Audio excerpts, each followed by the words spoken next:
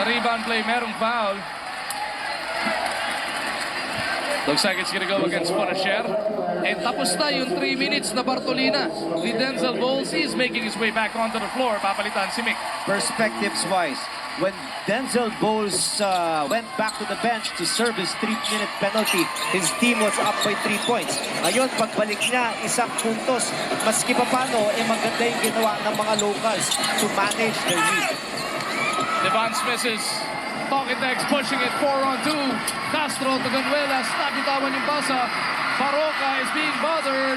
Ponasher dives for it, but it is picked up by Maliksi.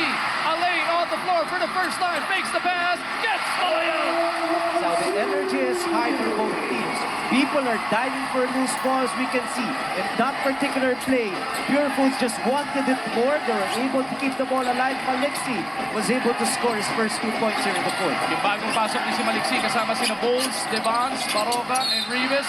Johnson sa ilalim. Nagpasakay pa. That's a good play. They anticipated that if it's Jason Castro and Johnson setting the pick, it will be an automatic switch. Huge mismatch. Instead of stepping out, Johnson pinned this man down.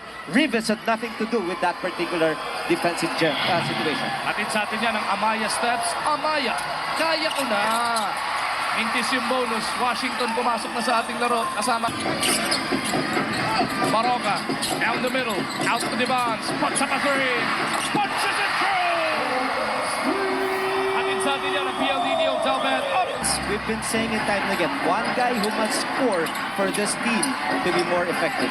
Ponasher on the move, Pepreno, BP hit, Larry finds a way to send it home.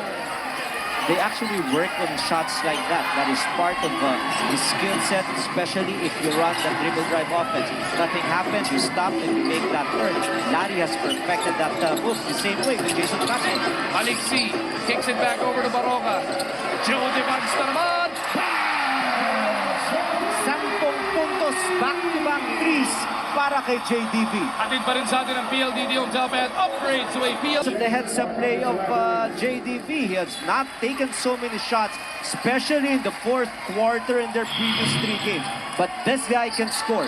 This guy can space the floor. And he proved to be very effective in the last 2 possessions. Ponasher gets the bounce as we send it back over to Miss Erica. With Purefoods leading, hindi naman masyadong worried ang tropa as they were reminded by Coach Jong na mahaba pa naman daw ang oras. He just wants everybody to be at their comfortable spots and always ready to catch and shoot. Stay aggressive. If nothing happens, just run fast and move to the next play. Balik sa inyo. Thank you, Erica. Foul whistled on that twirl. Castro whistled for a second personal. Natutulungan ng kanyang koponan, but more than that, it will force Talkitex defense to spread out a little bit more, giving that space for Denzel Bowles to attack the basket with less resistance. Bowles fouled on that move. Ponasher whistled for his 5th personal. 2 shots parating para kay Denzel. He's been very aggressive all throughout the ball game. In the times that we've seen him, is just happy taking that shot on face-up, pull-up. But here, he is aggressive. But one thing that is really causing a lot of problems for his team, yung kanyang free throw accuracy, medyo mababa. Ito ang ating DeWalt Top Shot. Atin sa atin ang DeWalt Power Tools. Guaranteed tough. 58% from the free throw line, Atin sa atin 80%. yan ng Smart Live More. 80% in tonight's ball game. So maski paano, huge improvement from the line for Denzel. Jason Castro, who averages 6 fourth quarter points for Talbot in this series, has the rock in his hand. Maliksi right in front of him. Pinaalis si Johnson. He wants to take a lane off the dribble. Castro for three. Just so much time. He was just dribbling nonchalantly. He was just waiting for that guy, whoever is defending him, to step back a little bit, and he will launch that shot. Down to a 1-point lead para sa Purefoods. Bowles bothered by Washington. J-Wash shoveling it over. Papunta kay Ponasher. Larry playing with those 5 fouls. Castro puts it on the deck. Castro in the lane. Wide right. Maliksi para sa board. They go to Devance. He's hit a couple of those long ones. And already a foul was spotted here. 6 remaining in this game. Timeout muna tayo. Hatid sa atin ng KFC. Log on our Hitachi Chill Time. Brought to you by Hitachi Air Conditioner. Your world in better comfort. 5 out of 8 from the 3-point range. Jason Castro, again continuing his hot shooting from the three-point line. He had 8 out of 9 scorching from the 3 in Game 3. At ngayon, hindi pa siya tapos. 23 puntos. Kabuuan, meron si Jason. James Yap has finally been redeployed here by Coach Tim Cone. Did not see a minute of action in the fourth quarter of Game 3. Now, Far for big game James. He has not taken so many shots. big wrist rebound. Was the foul on the way up para kay Ping o dun sa rebound play pa lang? And that counts. Goaltending ang naipito because Pingris was on the way up nung siya inabuti ng foul. That is correct. Ball interference there. Meron isang talk and text play. Malaw yung board and ring natin as we take a look at this desperation shot. Pingris at the right place and at the right time. Ayun, nahawakan yung net. Gumalaw kaya hindi pumasok yung tira. And one situation, Di nga lang, incomplete. makakapitalize ito si Ping. Tatlo abante ng Purefoods. They look to hold off talk and text and stave off eliminations from the Commissioner's Cup. Castro looking to dance with Ping. Pingris looking around kung saan manggagaling yung pick. They go to Johnson. Over at that left side. Ivan puts it up. There it is! It's just too strong and too quick, especially if Bowles is coming on a closeout. Just a counter move for this guy will be enough for him to get that space necessary for his layup. Wala nang magawa yung defense ng Purefoods doon kundi to foul him. It's just unfortunate for them. Pumasok pa yung layup ni Ivan. Only his 11th point here, but we expect him to have an increased output here in the fourth quarter. Third point of the fourth quarter para kaya tabla tayo sa 59. Baroka with a pull-up. No! Johnson boards it. Castro pushes it. He's got the Ocampo on the right. And Washington on the left. Castro trying to jump it back to Johnson. Ivan trying to decide what to do. Trying to shoot para sa tropang Dexters. Castro in the lane. Johnson will line it up. Bang! Just patient basketball there for Talking Tex. We thought all along that the direction might not be there for them because they were just running circles. But with that one penetrating kick, extra pass was enough for Ivan to get his rhythm for that nice three-point shot. And that will give Talking Tex a 3-point lead, 62-59. Timeout muna para sa Purefoods.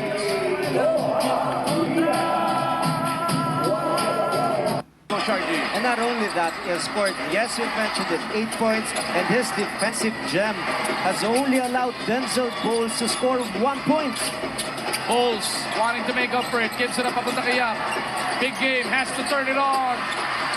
No. Devon's trying to track it down, ball will go to Talking Tex. Defense is so much different for Talking Tex. In this quarter, they're really pressuring the ball so hard, not allowing Purefoods to operate their offense 22 feet and below. Everything is outside right now. Credit that to the defense of the Purefoods. Watch Pacquiao versus Mayweather for free when you upgrade to a PLDD Hotel Pad. Available until April 24. Upgrade now at www.pldhomes.com. Castro loses it. Baroka takes it away. Yap is running in front of him. Mark Baroka to James. Ay, napitawan! Napitawan ni Yap yun. And Bowles is really mad because he was really sprinting down court hoping that he'll get that last pass on the way for his layup. But for James, very unlikely for him to lose that grip of that basketball. Just over 5 minutes remaining here in Game 4. Can Talking Tex put away the star hot shots right here, right now? Or will Purefoods have one more push in them to force sudden death come Monday?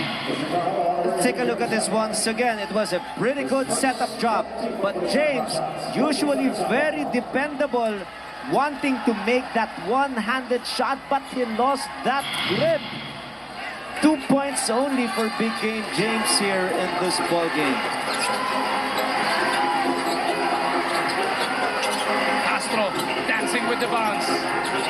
Jason nakikipag-chacha na naman. Pull-up jumper. That's good! It's a simplified point of attack for Talking Tex. Give the ball to Jason either on a pick and roll or an isolation play and he will score. 25 for Jason, 15 coming in the second half. Everybody in yellow jumping up and down inside the big dome. Manager Jimmy Alabag egging them on. Pinglis gets away, gets the basket, at Pinya pang foul.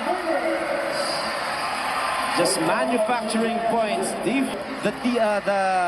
faces of Purefoods, but for one lucky offensive move, tinawagan ng foul at nakashoot pa si Mark Pinglis. That was a cool move brought to you by Prestone Coolant. Prestone Coolant is always cool under pressure, protects against overheating, and is trusted by 8 out of 10 drivers.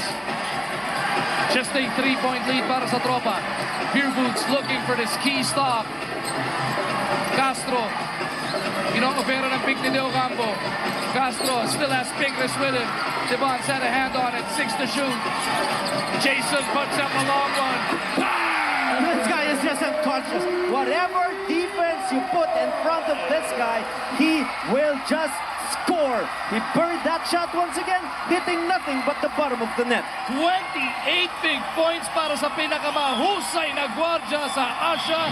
Good enough for a 6-point lead para sa tropa. Let's take a look at this once again. Up against the best defender in the league. Pinglis had that hand up. He was able to challenge, and take a look at this. After that, he just had to give that 5 or tinapik to acknowledge that shot of Jason Castro. And tonight, where it counts the most, making the biggest baskets here in this ball game. Motolite Express Hatid play of the game natin to brought to you by Motolite. For Express Hatid service, call 370-6686 or 370-MOTO. Situation here for Purefoods dahil itong si Jason Castro talaga. But unti-unting sumasagot. Mark Pinglis, though, not giving up on this one, bringing them to within 4. Patay kung patay na naman ang nilalaro ni Mark Pinglis dito. But Jason Castro wants that isolation once again. Castro has Yap on him. 6 to shoot para kay Jason. Castro down the lane, gives it over. Washington from the baseline. That's good. Just deflating. Jason Castro making the right plays at the right time, either by scoring or dishing off to his open teammate. Levan Smetana. Di maiwan si Washington. They go to Baroka. Back to JDB. For a three. No. Aban with a rebound. Less than 3 minutes remaining in this game. And the rhythm possessed by Jason Castro continues to hound Coach Tim Cohn and the rest of the Purefoods hot shots. Here they will do a pick and roll once again, hoping that Purefoods will switch. Now it's a different point of attack, different scheme. Jason Castro with his 7th three-pointer of the game. What a performance here by the Blur. Talk Index now up by 9, 2:36 remain. They've done everything defensively. They switched, they made that hard show, but the result has been consistent. Jason Castro with another 3.